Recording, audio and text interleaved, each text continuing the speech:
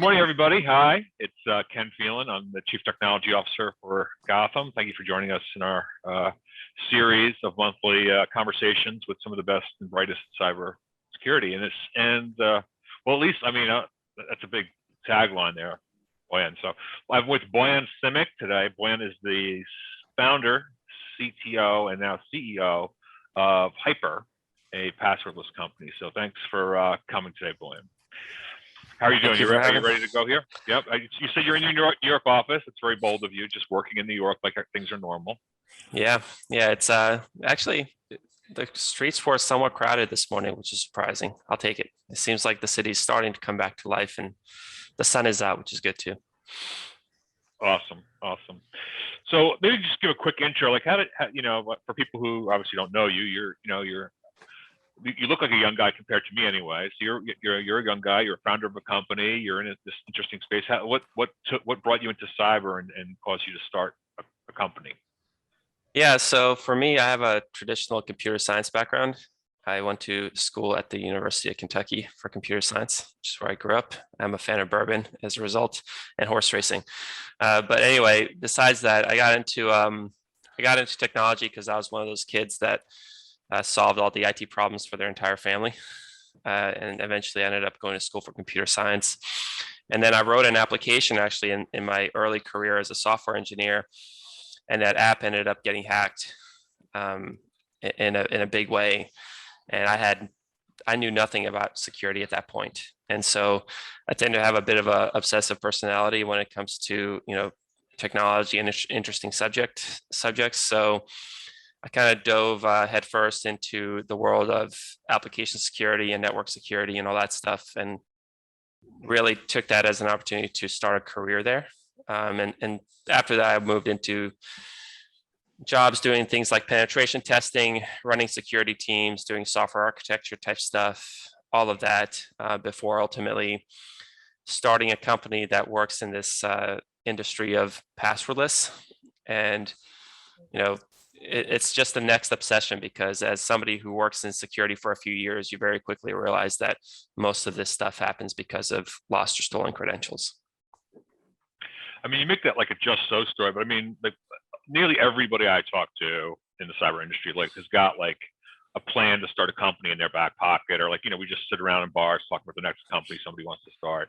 There's more of a leap to it than that. And obviously you could have done lots of things. You could have just been an analyst, done work, get the money. There must have been something that drove you to I want my own company. Yeah, I think part of it is, just cultural in nature. So actually, you and I were just talking right before this. I'm originally from Eastern Europe, from Bosnia. I moved to the States when I was 10 years old. And before Bosnia was Bosnia, it was, the communist country of Yugoslavia, which is where I was born. And so growing up with, parents who grew up during that time, where everything is kind of just owned by the government all the time, there's this kind of almost fairy tale like, dream that people have, growing up in that type of environment of owning their own business. And, so when I was a kid, when I would hear my parents and, their friends and brothers and sisters talk about owning your own business, it seemed like to them, it was just some far-fetched thing that could potentially never happen, that was never in the cards. And so as a kid, you kind of grow up thinking oh, wow, if you have an opportunity to do that, you should do it, because it must be the greatest thing in the world. So that was always kind of in the back of my mind. And I always kind of liked just building stuff to solve problems in a creative way. And, when you work at another company, you have very limited ability to do that. And if you do have an ability to do it, it's typically in a small capacity. And so, if you have an opportunity to start your own company and, you don't have a whole lot to lose, which when I was 27, I didn't, why not? Nice. So what do you tell people now? When people come to you and they're because, people come to me, and obviously it's a difference to be a founder in a consulting company versus a software company. But for the most part, I just look at them and kind of give them you can't handle the truth speech. What do you tell people? You're probably nicer than me. about when they want to start their own company? Like what things should they think about? What are the things they're not thinking of that they should? Tell them don't plan to make any money for 2 years. That's what I tell them. Yeah. And so if you think you're going to make any reasonable money within a 2-year period, like it's not going to happen. And so if you're prepared for that and you're okay with that, then by all means do it if you're passionate about the thing that you want to do. But if your primary motivator is money in the short, to medium term, like it's not the right reason to start a business. And so you have to make it about what you're passionate about, the people that you're hiring, and focus on that for a significant chunk of time before the money ever even starts flowing in. Right. So how did you get past? You're passionate about Passwordless. Obviously, there's tons of things you could have done. What drove you to choose that that's the thing that has to be fixed? It kind of happened somewhat by accident. So when we first started the company, we actually started in we tried to eliminate payment fraud for consumers. Mm-hmm. And so we built an initial product, and then we very quickly realized that the everyday person, the everyday consumer, doesn't care about cybersecurity or security at all. And that was a very hard lesson learned. And so we actually took the best part of our product, our early product at that point, which was the authentication system that we built into it. And we decided to sell it to enterprises. And because we were seeing, like we were getting some inbounds, through the website and people that we had met at events that were like, hey, this would be really useful for my business. Have you guys thought about it from that perspective? And so, once we pivoted to that strategy, it very quickly evolved to what it is today. But, it's not the thing that we initially set out to do, although it was along the same lines. Yeah. I don't think people understand. Oh, I'd like you to explain, because I know this is confusion when I talk to customers about what is passwordless, sort of on a technical level versus like whatever MFA or like what is it that you're doing that's hard or different from just having something on my cell phone go off? Yeah. So most people think when they hear passwordless, they think, oh well, I use Touch ID to log into my bank app on my phone. That's what most people think. Yeah. And yeah, that experience is passwordless, but let's kind of just peel back that specific use case a bit. So you get a new phone, you download your favorite bank app, and when you download it, you are asked to put in your password for the first time, and then you'll get like an SMS code that you have to punch into, right? And then from that point on out, it asks you, hey, do you want to use Face ID from now on to get into this thing? And you say, well, yes, I do, because that's really convenient. And from that point on out, your experience is passwordless. But what really typically happens behind the scenes is it takes the password that you typed in the first time and it replays it every time you do a Face ID, right? So that means you still have a password. If you're a person, that's not super security conscious, you can still be tricked into providing that password through phishing. You're probably using that password in many other places or some variation of it. Or that password can be intercepted as it's replayed if you're on an insecure network or whatever else. So there's still a password. And so what we do and the way we do it is there's no password anywhere in the system. There is no shared secret anywhere in the system. And most people, when they think about MFA, they think about getting a text message or typing in a 6-digit code. We don't do any of that stuff either, because Right. all of those concepts rely on this thing that we call a shared secret. Like everybody remembers the RSA breach in 2011 when their database of seeds got hacked. And they had to replace all those tokens, because those rotating codes are they're created off of a shared secret, and those do get compromised just like passwords do. Wow. So what investments did you guys have to make in terms of your technology, the skill sets you acquired? What did you have to bring together to make this whole thing happen? Yeah, so I have so I was the first software engineer at HYPR. And so I was part of the group that was building the initial product. I hired one of my friends from college because he was the only person I could convince to join at that time. From an engineering He perspective, didn't need money for 2 years either. You're like, well, dude. And he had his first kid shortly after we started the company. And there was a period there, a significant period, where he was the only person getting a check because he needed it. Yeah. And but besides that, the expertise that we needed, we said, okay, let's not have any shared secrets in the system and any passwords. So we're just gonna create an authentication system that purely relies on public key cryptography. So no shared secrets anywhere. And basically, we took the model that government has been using when they use the PIV cards, the common access cards that they kind of plug into their laptops, and the concept that Swiss banks use around smart cards for authentication. And we said, let's put all the cryptography and security pieces in place so that you can do that with your phone. And this was back in like 2014, 2015, when everybody's like, phones are not secure.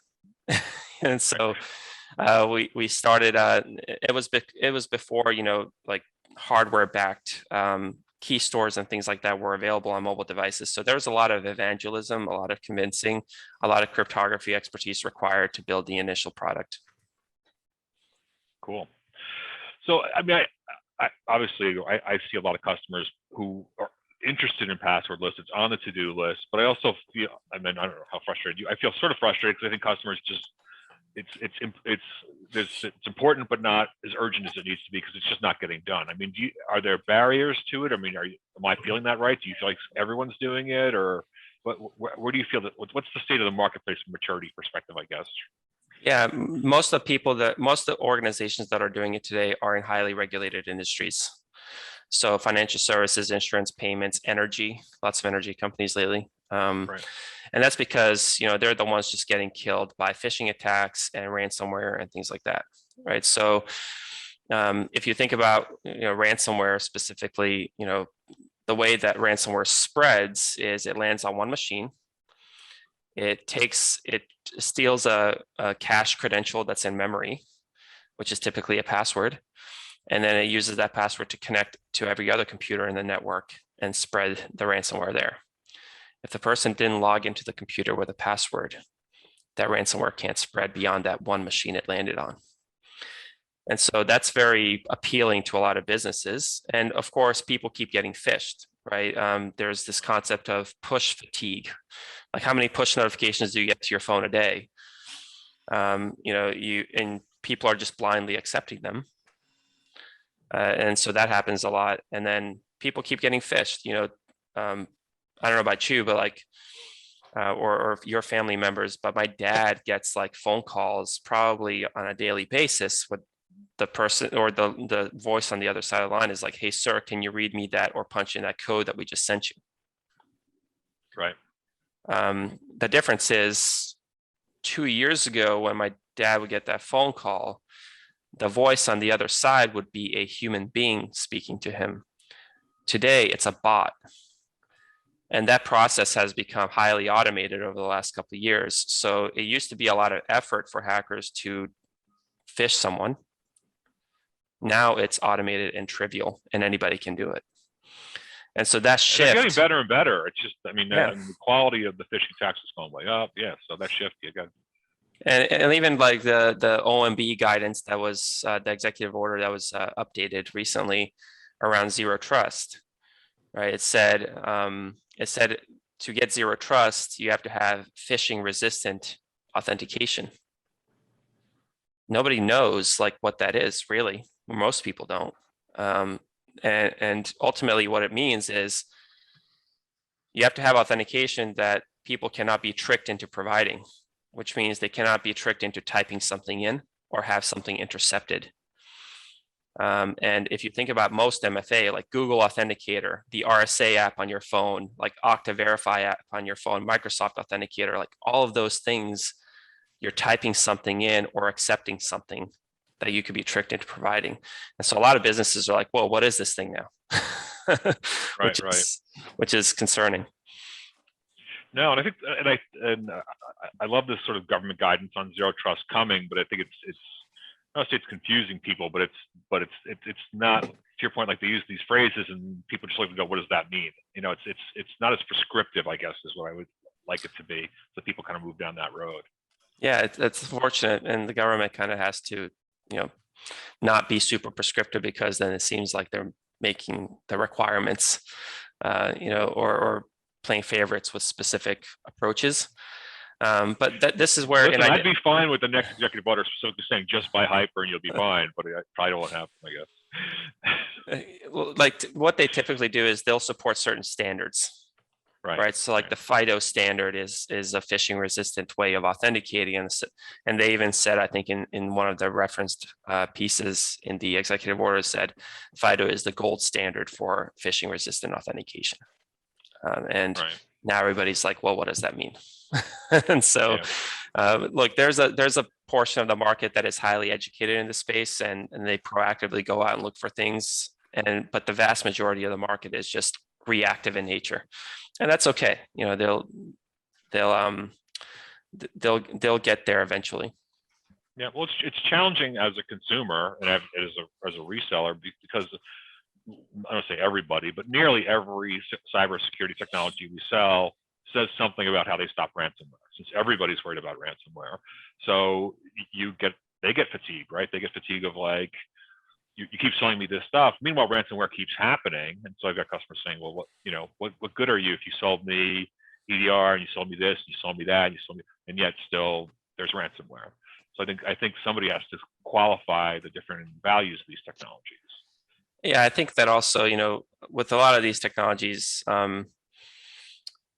we all who've been working in security for any period of time, like we understand that nothing is hacker proof, right? Everything can be bypassed with a certain amount of effort. It's just about how do you raise the gate so that, it's hard enough for hackers so that they focus on other, attack methods. Right now, like it's with regards to passwords and phishing and bypassing MFA, it's like shooting fish in a barrel. There's widely open available tools that you can use to automate and target millions of people at once. And how do we sit there and focus on making those tools obsolete? And because most people that are spreading ransomware today just go on the dark web, buy a kit, and then point it at an organization. How do you make that kit obsolete as quickly as possible? And that's the way that we think about it, like looking at the least common denominator and saying, what is it? Because it's so easy for us in cybersecurity to just add layers of security over and over and say, okay, now it's going to be better. Whereas we rarely take a step back and say, if we removed all the layers and just looked at the base, what do we find and how do we fix that? No, that's a great point. I also think, everyone hates passwords, right? Users hate passwords. As an on an experiential basis, they're crappy, having to change them, having to make them complicated, all of that stuff. And then some level, like wouldn't it be great to just every now and then implement something that made your users' lives better instead of crappier? Like that must have some appeal. It does, but most people are hesitant to change. And like if we look at I was discussing this with one of our coworkers this morning. We were talking about like MFA, and we said, like, when we talk to potential customers, like, when is the last time that they actually changed their MFA? Right. Usually it's like 5 to 10 years. And so that means that the person that we're working with there probably was not part of that project, probably has never deployed MFA at that organization, probably has never deployed a technology that ultimately every single person at the company, including the entire C-suite, interacts with on a daily basis. So even if the promise of Passwordless and the appeal of Passwordless is so significant, like the mental logistics that they have to go through to just feel like, okay, I need to operationalize this whole thing to get rid of passwords is so significant. A lot of them don't even know where to get started. And so this is where we found it, like working with partners, like that's where we can team up and help do some of that education, not necessarily around the technology. Like everybody wants to get rid of passwords. People hate it. It's just the how, and how do you educate them, and how do you feel them good? How do you make them feel good about actually undergoing on that journey and feeling like they can actually accomplish it? Because a lot of people don't know how to get started because they've never done it before. I mean, people are super scared. I think you're kind of hitting on this about things that are going to be, everyone's going to see, the customers are going to see, the CEO is going to see, like there's zero risk tolerance around something like this messing up, right? That I get into an implementation, there's a bad day or a problem, or, you know, if 1% of all the users can't get on, that's a disaster. So like, you know, as you look at the implementations that you guys are doing, and we're doing some of these too, but like, other than just saying they don't go bad, I mean, what, like, should people be concerned? Like, what are some of the challenges? Like are those real? Are those things that just, you know, what could go wrong, I guess? Yeah, look, any authentication system, including ours, is tier 0 critical path infrastructure. Like it cannot go down, right? That doesn't mean that there is zero downtime. Like Microsoft Authenticator goes down all the time. Like we see it every couple months, it seems. But you know, at that point, it's easy to blame Microsoft. And what are you going to do? Get rid of Microsoft as a vendor? You're not going to do that. For us, you know, it is about making sure that we can provide people access, even if our servers in AWS fell into the ocean, right? So having break glass scenarios and having game plans for, you know, things like disaster recovery that, you know, ensure the optimal amount of access. And look, like we have large financial services customers, as you know, that rely on our technology. And the way I think about it is the appeal of this technology and this product must be so significant, and the value must be so significant that they're willing to put their careers at risk and work with a 130-person startup in New York City to provide them this technology. Right? If we provided incremental value, you know, they wouldn't be working with us. Yeah. Right. The value must be so significant that they're like, oh yeah, we're gonna, you know, work with this 130-person company in New York City that's 7 years old and has, you know, a founder that's never run a company before. And we're gonna put this tier 0 critical path component into their hands. Yeah, well, obviously you're being successful because like you say, you're getting a lot of big customers, and there's not those things, right? But I do think it's something to get over when you talk to the operational teams about getting involved, getting that structure, like kind of winning them over one at a time about how that's going to work, and just getting their impetus to change. You know, that it seems like a big hill to climb. So I'm sure that's a challenge. Says nothing. Has COVID? I'm sorry, there's. You could mute those in the background. Has COVID affected you guys at all? Have you seen a lot more interest in Passwordless through COVID, or? Yeah, so before COVID, we were selling to 5 verticals. Now we're selling to 18. Right. And so it's been a huge driver for the technology because 2 main reasons. One is we have customers that had they had to support, let's say, 5,000 VPN connections at a time. Right. And then all of a sudden, overnight, they had to support 50,000 VPN connections at a time. And like a lot of the authentication into VPN is phishable and relies on a password. So they needed to modernize and make that safer.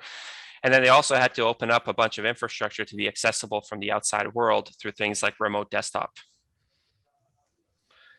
And so most remote desktop access for IT administrators happens through a password. And so having a passwordless way to access that, like that's been a huge driver on the IT administration side and the security side, just on the workforce authentication piece as a result. And so, because, you know, if you're an organization and you've been phished and you have MFA, going from one OTP app to another OTP app isn't going to solve the problem. Right. You I've have also to. seen a lot more insurance companies saying, like cyber insurance, basically saying you have to have, and they're also almost asking for universal MFA. At the point you have to have MFA inside the office and everywhere, and then just going passwordless just seems to make sense. I mean, are you seeing that insurance companies asking for that? We have several customers who purchased our product solely because in order to get ransomware coverage for their cyber insurance, they need to have MFA. And when they put in traditional MFA, which is a password plus an OTP code in front of their users, they threw up. Right. And then they said, okay, well, how do I still check the MFA box to get my cyber insurance coverage and not upset everybody at the same time? And is it usually a process of like doing one use case by use case, or do you see customers just like going all in? Like how does it work to kind of step into passwordless? The first step is typically enabling passwordless at your desktop, at your Windows and Mac. That's step one. Right. Step two is your VPN if you have one. And then step three is your single sign-on. And we see this a lot where we have enterprise customers that have multiple identity providers. So they'll have like Azure AD, and then they'll have Okta or Ping, or all three sometimes. And then a subset of users will be using different apps to go about their day, or sometimes people have 3 or 4 apps on their phone to go about their day. And when everybody is remote due to COVID, supporting those things and supporting those users just becomes exponentially more difficult from a help desk perspective, to the point where simplifying that authentication, unifying it into one application, right? So you push a button, you log into your computer, you push a button, you get logged into your single sign-on or your VPN. It's much simpler. It's much simpler to manage. Oh, sorry, we need more muting. No, that definitely makes sense. I think people have to kind of, I don't know, to have that sort of step process of how they move into it, what they're going to get in terms of value. I think that kind of helps people find their way in that sort of structure. Yeah, it's all about the human, right? Like when we think about the average employee, not a technical person, right? The average knowledge worker that uses a laptop. Let's say they work on this sales team or something. It's probably not super technical, most likely, right? So, yep. And they want to log into Salesforce to update some customer record. So they wake up in the morning, they sit down at their desk with their cup of coffee, they put in a password to their computer, they get logged in, assuming they typed it in right the first time. And then they type in the password into the VPN client, and then they maybe get a push notification on their phone. They accept it to get on the VPN. And then elevator music. And then once they're on the VPN, maybe they go to Salesforce, but then they have to do another MFA. So that knowledge worker, that salesperson just like typed in a password 3 times and did 2 MFAs before they ever got to Salesforce. And if they still remember what they meant to go in there to update, it's a miracle, right? So like with our technology, we say, okay, let's just give them a button to push on their phone. It'll log them into their computer. And that login is MFA. So now that you have that initial anchor of trust into the operating system, let's just directly connect to their VPN without having to re-authenticate them. If they go to their single sign-on, it's like Salesforce, like if they're accessing Salesforce through Okta or something, let's just let them straight through, because they're on that computer. They're a full domain citizen. They did MFA to get access to the operating system. Just let them do their job. Like, let's not keep putting gates in front of them. Yeah, but I think there's confusion too about, and I talked to a lot of customers, and they don't understand the ecosystem of identity, like that, like you're a partner with Okta, not a competitor to Okta. I mean, so like that, like, and Ping and all these other people, like do you find the ecosystem working well? I mean, do you have like sort of corporate level relationships with other players? I mean, how does that work for you to find your way in that space? Yeah, we have like technical partnerships with all these guys, but then all these guys also have their own MFA product, right? So it's it's really interesting because, with regard, when it comes to actually going passwordless, they typically can't do that. And so they'll bring us in if the customer has a hard requirement to go passwordless.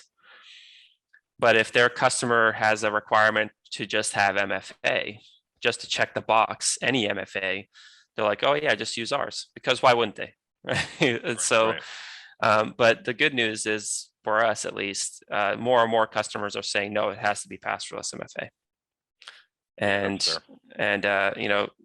that's what I mentioned earlier is our product kind of being built from the ground up to not have any passwords or shared secrets.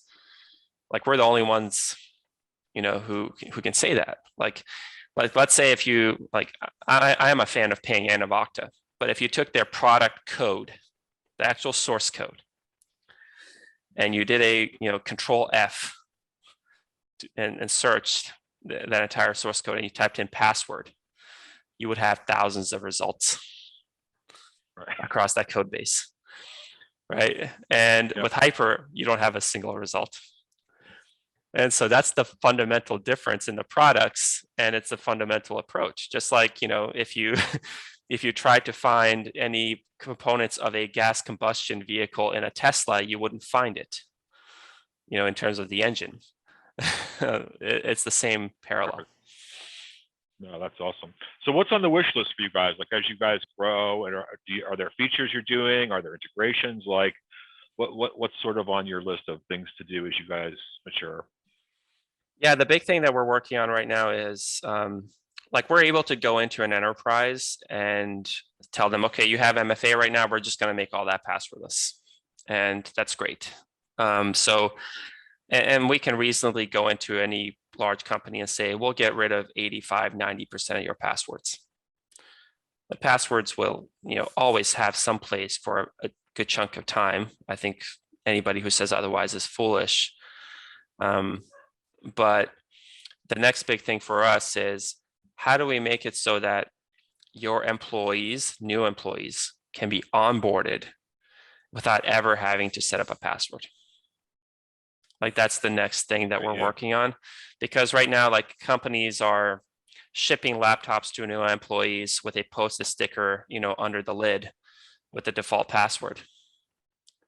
And we want to make sure that that doesn't happen anymore. No, that's great. That's great.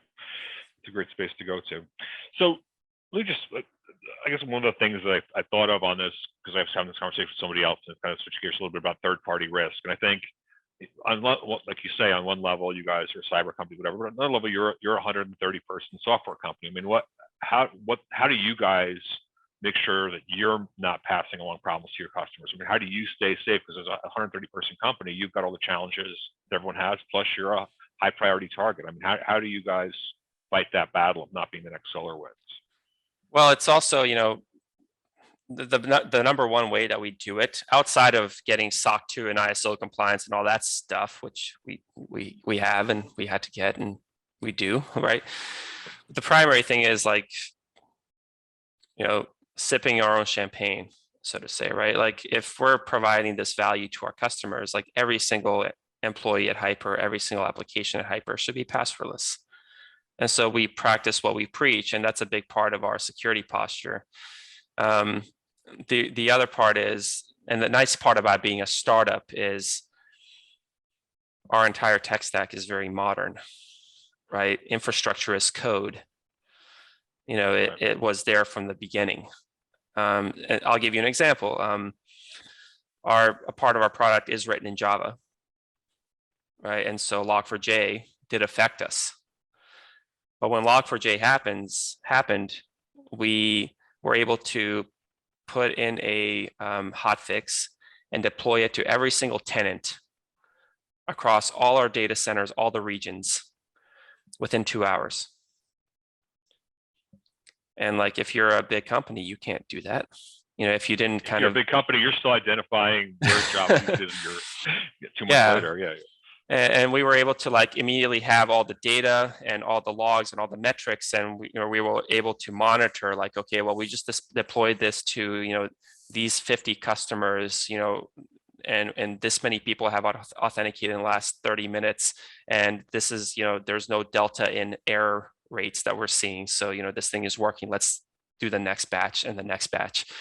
Like, we have all this visibility and all this data and this agility that like is just night and day from what we see at a lot of larger companies and enterprises. And that's just a result of the nature of our product, the fact that it is such critical path. We've had to build this stuff into place to make sure that, like, look, things happen all the time, out of our control, like the Log4j thing. It's not about, preventing it from happening. It's about how fast you can react to it and focusing on that. And we're maniacal about just making that part of the process as tight as possible. Yeah, it's just crazy. And there's so many new things happening all the time. And to your point, at least you guys have a small scope. But I just think as an industry, I think we're very challenged to kind of continue to just with the pace of things, right? There's so many new CVs, so many new structures. I mean, do you think there's a fix to that, or are we just? I mean, how does the industry mature with the scope of the problem? I think that some of the stuff that some of the stuff that's being done in the open source community is positive. I think that if we look at technology in general and the big transformational things that have happened in technology over the last 3 decades, the one way that things get done at scale is through industry leaders agreeing on a standard. Like, remember back in like 2005 when you would have to like when you would sign up for a new website, like you were creating a unique username and password for each website you ever accessed. Now, when you go to some random website to buy, I don't know, Christmas lights, let's say, even if it's not Amazon, you can just log in with Google or log in with Facebook. Like, that didn't exist in 2005. Like, it required industry coming together and saying, like, we need federation standards.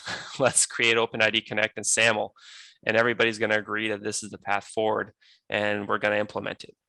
Like, that's how transformational changes happen. And I don't think we'll have a transformational change in terms of open source security or preventing ransomware or something like that until there's kind of this industry-wide alignment. Unfortunately, I think there's going to be vendors that pop up between now and then that are able to solve the problem for enterprises who are willing to pay money for that and commit the time to operationalizing those products. But I don't think, like, at an internet scale, it's actually going to be prevalent until there's kind of this alignment.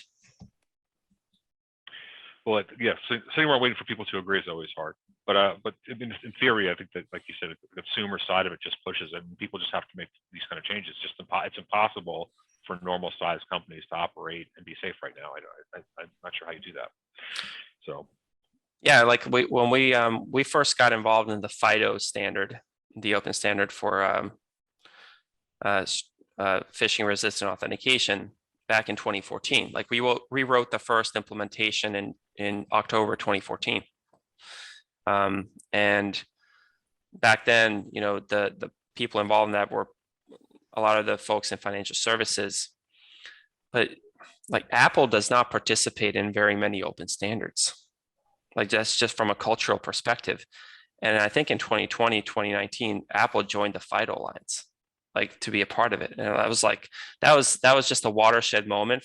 Even though we had like 300 members before that or so, like, Apple joining was like, okay, this is. And I remember at WWDC last year, like, one of the Apple presentations was, the guy got up on stage, he showed the slide, and he said, we need to eliminate shared secrets.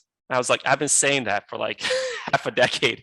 Please, like, finally you guys are talking about it. And it was just awesome to see. It's great to get that alignment. Yeah. Well, it's hard even just, people will catch these, like, whatever, these memes or sound bites about, like, identity is the new perimeter or whatever. But still, like, when you're talking to most cyber people, they're not identity people. They are firewall people and rules people, and a lot of them are network people, and just because of the nature of the problems we've been having.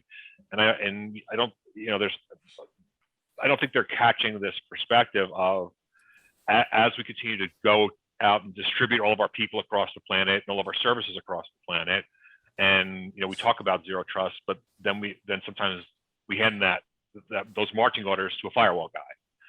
And I think it's right. It's about people kind of growing up into the industry. I mean, we need another generation almost. I don't want to sit around and wait for them to grow up. But I mean, do you think people get it, that how critical the identity is, and move forward, or do we still keep buying more firewalls? They're getting it slowly, but the thing is, identity is really hard, and people don't want to deal with it, or people don't want to take the time to learn it, because it is difficult, because it requires working with people at a large scale. Like, you deploy a firewall, you don't have to talk to anybody. You just deploy the thing.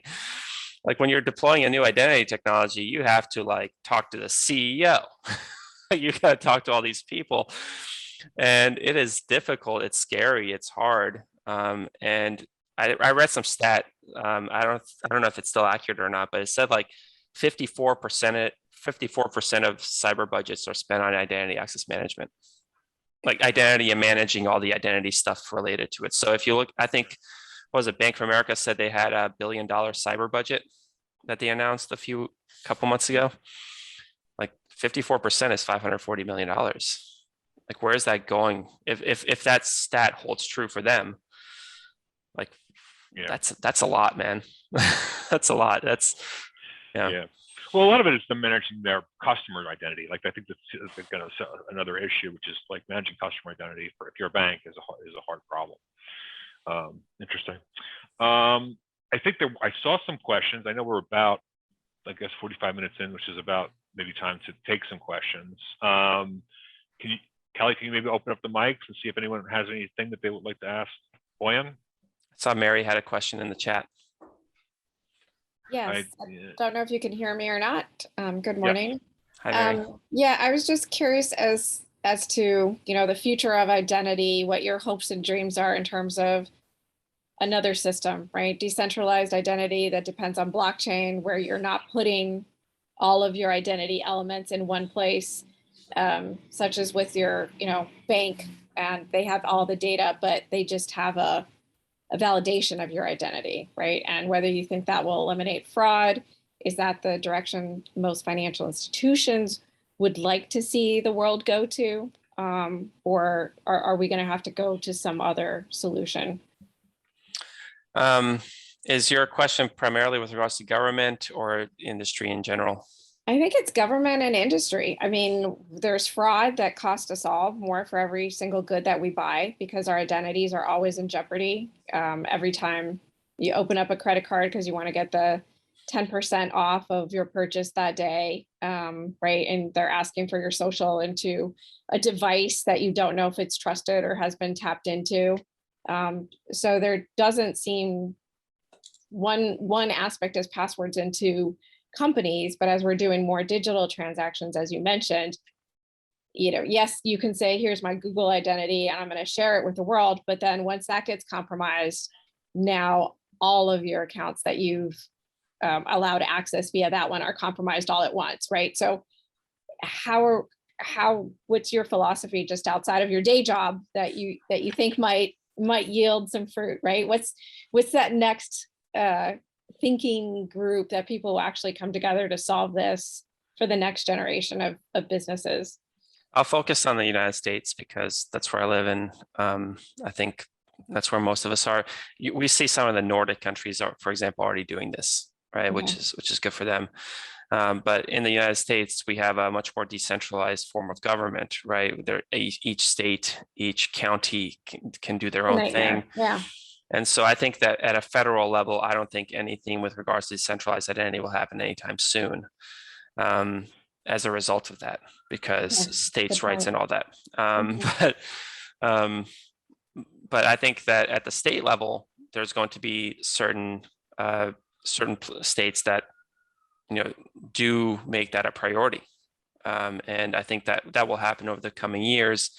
But I think, for something like that to really have a lot of applicability in the United States in the shorter term, it's just going to be it's going to be industry that drives it. And the fact is, the industry needs to have the incentive. Because right now, if you're a healthcare insurance company, for example, there's a lot in it for you if you maintain the identity. You have access to that person's data, you have access to that person's information. And, the longer you own it and the longer that it's only available to you. Right, for research and other purposes that they use other than just Yeah. to bill us for our transactional healthcare needs. Right, so that data has more value. Yeah. So unless they're incentivized in some way to not do that anymore, they will keep doing it. And that's the reason that we've seen things like decentralized identity in healthcare fail to date. I remember the NHISAC had like an effort 4 or 5 years ago to do decentralized identity across the health insurance providers or healthcare providers. And it never went anywhere because once the business people got involved, they were just like, whoa, hold on. Like, what's this going to do to our revenue? Even though it is the right thing to do from a security perspective. Okay. Thank you for that perspective. Great question, Mary. Does anyone else have any questions for Bojan or? No? All right, well then, any closing thoughts about the future of identity and why we should all be passwordless by next Tuesday? I am passwordless. I forget them all the time. I think it's too complicated, and then I'm like, I don't know what that is. A lot of one of the things that a lot of people pay attention to for whatever reason, and I probably shouldn't say this, but a lot of people pay attention to things like Gartner, right? And even Gartner recently said that passwordless is one of the top 3 things that companies are going to be doing in 2022. And look, ultimately, it's only a matter of time before there is strict regulation and things like SOC 2 compliance and ISO compliance and PCI compliance make it a requirement to have phishing resistant MFA instead of just regular MFA. And look, some people who are listening to this will want to get ahead of that and others won't. And that's okay. But I think that it's only a matter of time before that happens. So, if you want to get ahead of it, think about passwordless MFA. Otherwise, it's just going to happen for you eventually anyway. There you go. Awesome. Well, thanks so much for your time today, Bojan. And thank you guys all for joining. We appreciate you.